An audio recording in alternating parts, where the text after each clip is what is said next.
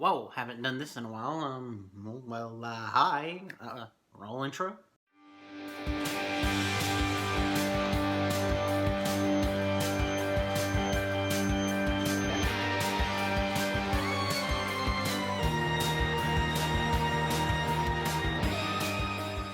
Greetings, geeks and girls. It is me. I'm back for the outhouse. Finally, I've missed the first two or 3 weeks. Wow, of it coming back, but that was because of marathoning reasons for a podcast I do, because I can't watch the show on the weekdays because of my job. So I watch it usually on the weekends, and sometimes that interferes with me watching Owl House on a regular time. But anyway, podcast for those wondering, and future me, please remember to include a link somewhere, like in the info card or something, to J&B's podcast Omniverse. I'm B. And our main podcast on that channel is called Channel Chasers, where we talk about TV. Our latest episode that went up last Saturday, whenever I post this, probably on Sunday, or today, Saturday, depends on time, was on the Netflix show Cursed, which I could go on a whole video about that, but I won't. Let's talk about Owl House instead. So, I won't try to recap the episodes that I missed. I just want to jump into this one specifically, because that's the title of the video, and it'll be less time for the review, which, speaking of, I'm probably going to keep this shorter than normal. Well, not shorter than normal, but because there isn't any normal when you don't do videos for a long ass time. Anyway, let's actually jump into this. Lou's auditions to be in the school for witches, and she makes it, obviously. Again, noting the fact that the principal doesn't even know her type of magic, where she does the paper. The teacher then says, alright, so there are 7 tracks at this school. You gotta choose one, and it will be your track forever. Or at least until next year, where you can pick a new track. So Luz is like, well, damn, I wanted to try everything. He's like, ha ha ha ha, no. It is against the rules to do more than one track. And so they even make a Sorting Hat reference. The choosing hat. We used to have one. But it's feeding time. Anyway, so then she gets to potions, and they're just doing potions all day. And it's not even Harry Potter potions, where it would be interesting and cool and different. No, it's the old school pot stir it.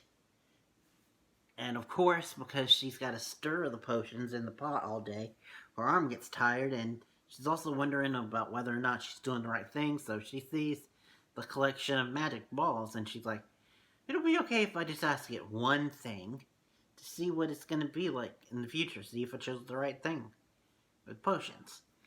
And principal finds out, puts her in the detention track. Like, not just detention, but the detention track, where she will be in detention for the rest of the year for trying to mix magics. This is also because a school advisor is coming to evaluate the school, and he doesn't want anything to go wrong. You don't know the show that you're watching. She actually finds out that the detention people, which one of them is a legit, just straight ass dog, which apparently can be understood if you speak dog, and a couple times the show actually does subtitles for the dog. That is really cool. Luz then finds out that they actually use They actually have a secret hideout where they get to see like all the different stuff, and so they get to learn everything because they've got an eye on everything during their technical detention. And her Luz's friends come to rescue her and end up kind of accidentally blowing the beans that Luz initially hated being in detention, and so it's a common misunderstanding thing. But then come to find out the school evaluator is really a secret magical creature that eats magic, and she starts wrecking shit at the school, and it's up to Luz and her old friends. No, it's up to Luz and her new friends to save the day. Her old friends try, but fail, which is weird because he says that he doesn't like mixing magics when the male friend, I'm forgetting his name. It's been a long time, people. His magic is to boost other magic, so that's technically mixing magic. So, in the end, the outcasts save the day, and as a reward, the principal does let them finally go to multiple studies. Each of them choose 2 that they want, except for Luz. Luz, he's like, which ones do you want? And she's like, I still don't know how to choose. I wish I could take all of them. And then she has a magical girl moment where even she's questioning it, like, whoa, what's going on? And all of her limbs are different colors, so now she can study all different types of magic. And he said that there was only one other person who wanted to study everything. And of course, obviously, it's the person that the outcasts were talking about earlier, their OG outcast. And lo and behold, to nobody's surprise, even Luz, take off all the graffiti, and come find out it's Ida, which is really cool. And then there was a subplot with King being a substitute teacher, which I just want to say that I really like that line at the beginning, where she's like, you can stay, just pretend you don't know me. He's like, alright, have a good day, person I don't know. And then this little sun creature is walking by, and he's like, aw, thanks, I knew that. And he's like, this complicated thing, and that's how you get a pie. That's how you steal a pie. Also, you can eat trash. And one of the students is like, hey, finally some real information that we could use.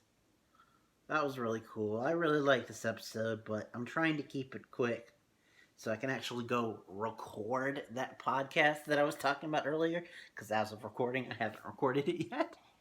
You know what I mean. Anyway, thank you guys for watching.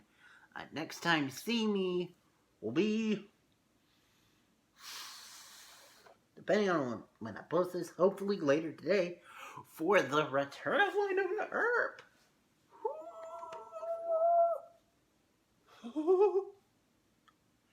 Anyway, thank you guys for watching. Seriously, thank you. I know I've been very sparse, especially during these strange, weird pandemic times. But thank you guys for watching. Till next time, and beyond. Yes, I still remember